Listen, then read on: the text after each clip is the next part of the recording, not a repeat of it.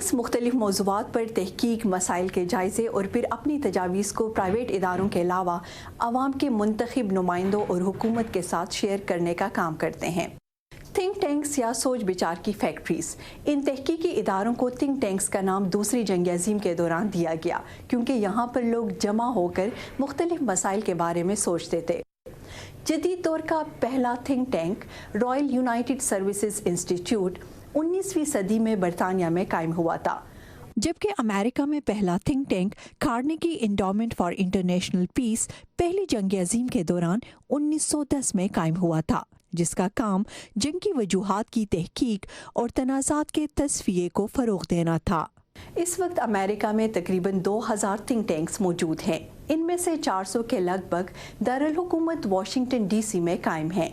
بعض امیگریشن، ماحولیات یا صحت جیسے موضوعات میں مہارت رکھتے ہیں، جبکہ دوسرے خاص سیاسی یا نظریاتی نقطہ نظر سے مسائل کا جائزہ لیتے ہیں۔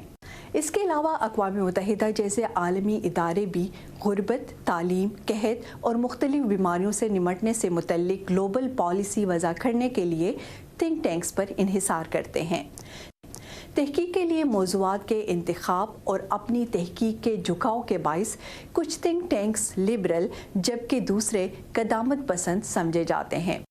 امریکی تھنک ٹینکس کو کارپوریشنز، دولت مند شخصیات اور امریکی اور غیر ملکی حکومتوں کی جانب سے فنڈز مہیا کیے جاتے ہیں۔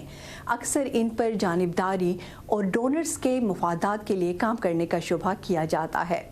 مثلاً امریکی اخبار نیو یارک ٹائمز کے ہاتھوں لگنے والی دستاویزات کے مطابق واشنگٹن ڈی سی میں قائم ہیریٹیج اور دوسرے کئی تھنک ٹینکس اپنی ریسرچ رپورٹ شائع کرنے سے پہلے اپنے ڈونر سے رجوع کرتے ہیں، جبکہ اخبار کے مطابق تھنک ٹینکس میں موجود بعض ریسرچرز پر کسی خاص گروپ کے لیے لابینگ کرنے کے الزامات بھی ثابت ہو چکے ہیں۔